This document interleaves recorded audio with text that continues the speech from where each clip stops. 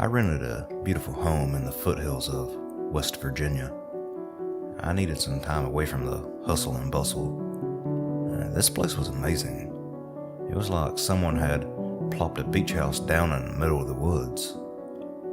I didn't need a place this big for myself, but I couldn't pass up the amazing price for a weekly rental.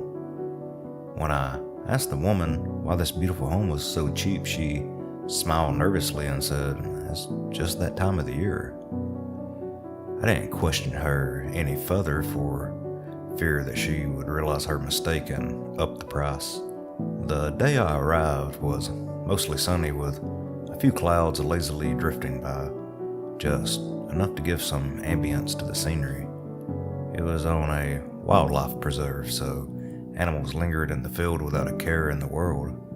I saw a deer and a turkey walk right up to my car as I drove down the dirt road towards my destination. When I pulled in, I thought I had arrived in heaven. There was a lake right next to the house with fields and woods all around. A fire pit was set up beside the lake with a ring of wooden chairs encircling it. As I parked my car, I got my suitcase. A deer walked right up to me and sniffed me. I held up my hand and she assumed it was because she had no antlers. Regarded me for a moment before sticking her nose in my palm and taking a deep breath. She eyed me once more, then slowly walked off as if she had said hello to a neighbor and was on her way. I typed in the security code and went inside. The pictures didn't do this house justice. My jaw dropped and I dragged it around looking at all the rooms. There was a full game room with a pool table, a card table, foosball, air hockey, a giant TV, you name it. This place had a hot tub and a half-dozen decks surrounding it. You could step out and see in any direction from a bird's eye view. There were rocking chairs all around, which I fully intended to take advantage of. The entire place was set up for comfort and ease. I put my suitcase in the master bedroom, then brought the rest of my supplies in, which consisted of a lot of food. I had no idea how far the stores were from the house, and I didn't want to waste hours of my day looking for a grocery store when I could be relaxing. Once I had put all my food away, I looked around for the Wi-Fi password. It was posted on a bulletin board in the kitchen, along with some other instructions. "This is our home. Please take care of it as you would your own. The dishes and silverware are here for your use. Please make sure they don't accidentally visit your house." I chuckled at these little reminders. Please don't flush anything but toilet paper. But then I paused as I read an unusual one. When you retire for the evening, make sure you close and lock all windows, doors, blinds, and curtains. Don't open them or go out onto the deck for any reason until sunup. If you wish to stargaze, do so only on Wednesday night. This struck me as rather odd. I had no intention of doing any of this, of course. Once I go to bed, I'm out till morning. I settled in and made myself some supper. I took it outside and sat in a rocking chair that overlooked the lake. I watched the sunset mirroring itself in the water before disappearing. Shortly after, the clouds lit up a brilliant red at twilight. I never wanted to leave this place. Once the post-dusk insects came in, I decided to adjourn back inside and read a book.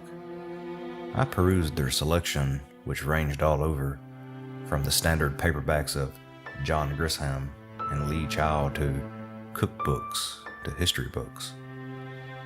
There were also a few more esoteric choices, such as Strange Creatures of the Wilderness and Haunted West Virginia. I decided on a Clive Cussler book and took it with me to bed. A few chapters in, I felt sleep tugging at my eyelids, so I laid the book aside and snuggled in. It seemed like 10 seconds later, the morning sun was peeking in through a sliver of the blinds, telling me that it was time to get up. I made some coffee and a bagel, then went back out to greet my lake. It'd been raining, and that fresh smell lingered in the air.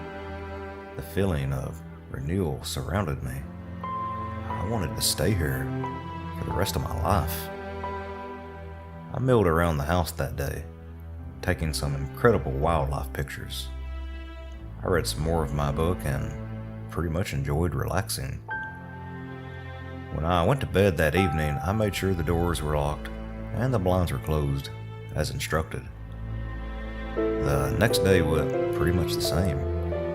I decided to do some stargazing that evening, but it was overcast and the stars only peeked out here and there. I went to bed disappointed for the first time this week.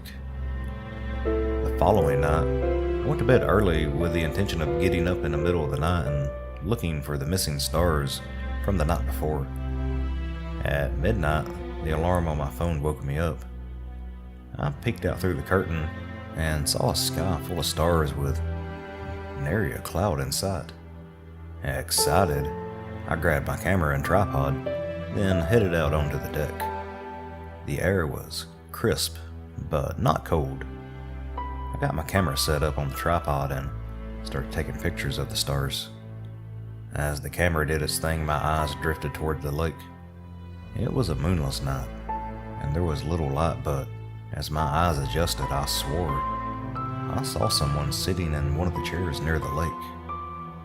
As I looked more intently, I saw more than one somebody.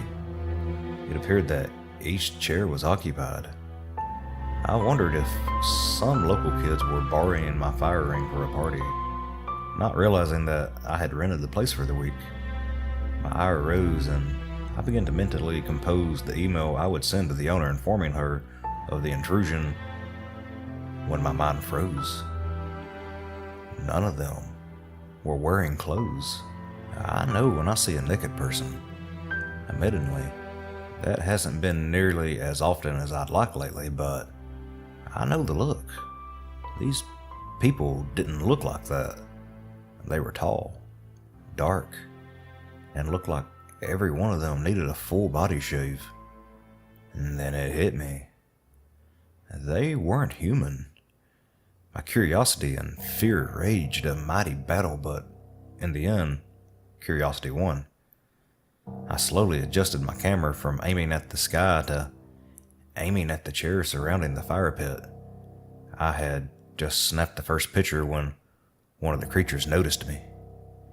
It growled something to the rest of them, and they all turned and stared at me. I've never felt such a shard of pure terror penetrate my mind as I did that moment. I grabbed my camera and darted back inside. Once there, I made sure to lock the door. It wasn't 10 seconds until the assault began. The pounding on the doors and windows was nothing in comparison to the guttural growling and screaming. I was terrified beyond rational thought. I ran downstairs searching desperately for some place to hide. The pounding seemed to follow me as they had surrounded the house. I searched for a room to hide in that didn't have windows. In desperation, I threw myself into a closet and locked the door. There was no light, so I shined my phone around in the cramped closet and set on a box of cleaning chemicals.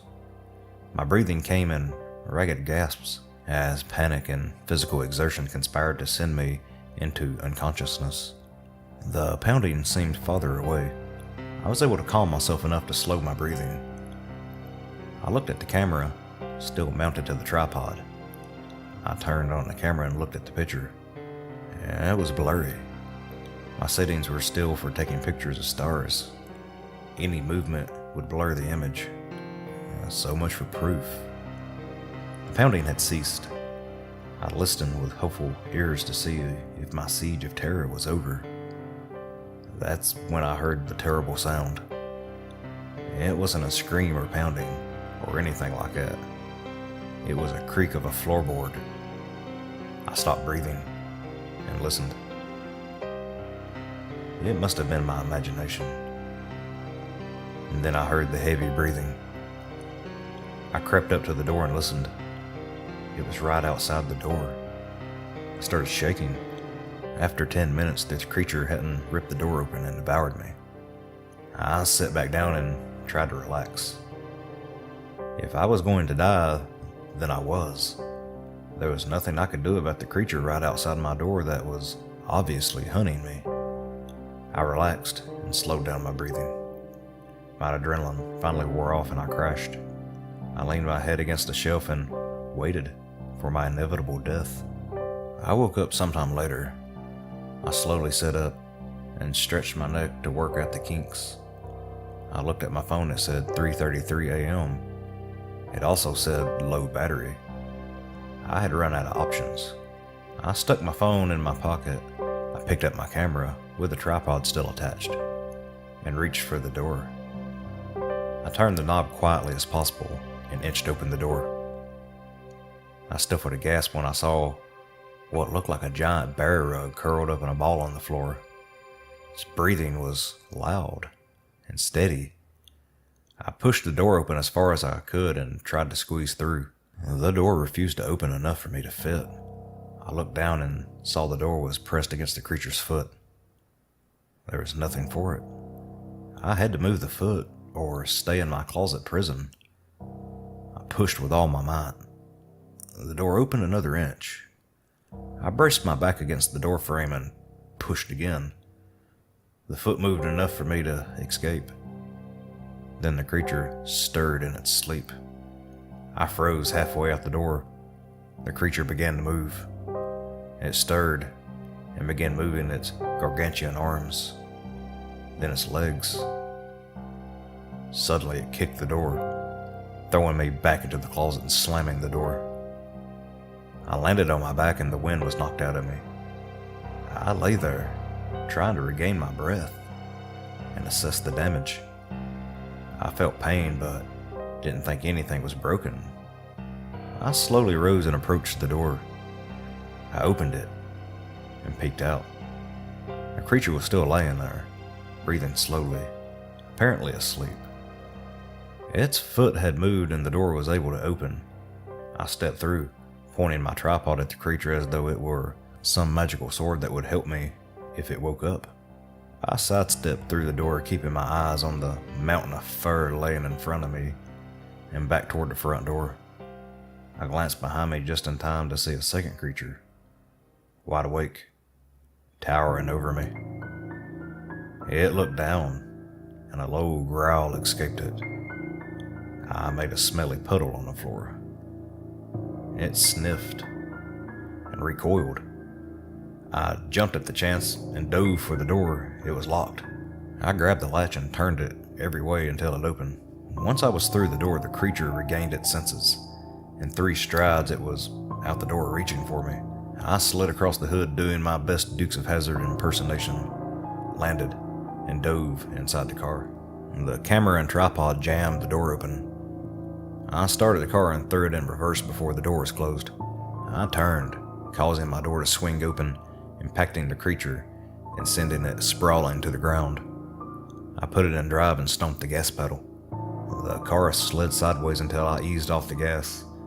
As I sped down the dirt road, I glanced in my rearview mirror.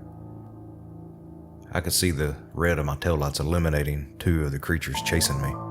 I tried to go faster, but as soon as I stepped on the gas, a turn in the road slowed me down. I slid through several turns as fast as I could while staying on the road. Trees can kill me just as effectively as those things. The dirt road emptied onto an asphalt road. I drove as fast as possible for an hour before I looked back again. The mirror showed only disappearing yellow lines. I slowed a little to the speed limit, and I didn't stop until I was home. I sat in my driveway, waiting for the creatures to catch up to me and rip me to pieces. After 20 minutes, that didn't happen. I got out of the car and went inside my house. I made sure the doors and windows were all locked. My clock said it was 6:17 in the morning. I took a shower and changed. I was extremely tired. I laid down in the bed and stared at the ceiling, replaying the last 6 hours.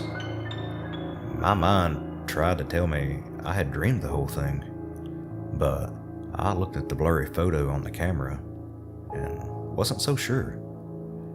After trying and failing to sleep for a few hours, I decided to call the woman whose house I had just abandoned. "Hello?"